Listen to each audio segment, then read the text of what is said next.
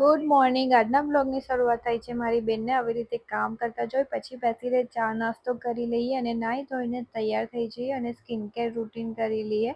અને આજે હું મારું સ્કિન કેર રૂટીન પર મારી બેનનું ફોલો કરવાની છું, કેમ કે મને ફ્રીનો માલ યુઝ કરવાની બહુ મજા આવે છે. તો પહેલાં ટોનર લગાવીએ, સીરમ લગાવીએ અને આ ડોટ એન્ડ કીની મારી બેને એટલી બધી બોટલ ખાલી કરી છે ને કે ડોટ એન્ડ કીવાળા એને સ્પોન્સર કરવું જોઈએ.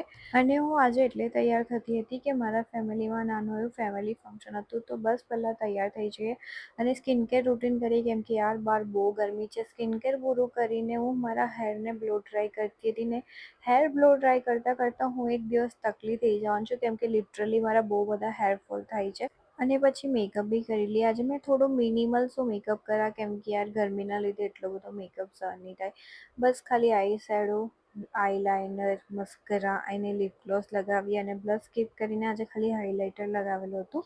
અને પછી હું ફંક્શનમાં ચાલી ગઈ, ત્યાં બેસીને જમી લીધું. બસ પછી અમે સાંજે ઘરે આવ્યા, થોડો આરામ કર્યો અને આજે અમારા ઘરે મહેમાન આવવાના હતા, તો મમ્મી એની તૈયારી કરતા હતા અને હું ને મારી બેન લોકો બધા બહાર ચાલ્યા ગયેલા હતા. ત્યાં બસ મારી ફેવરેટ વાસુભાઈની ફેંકી ખાધી.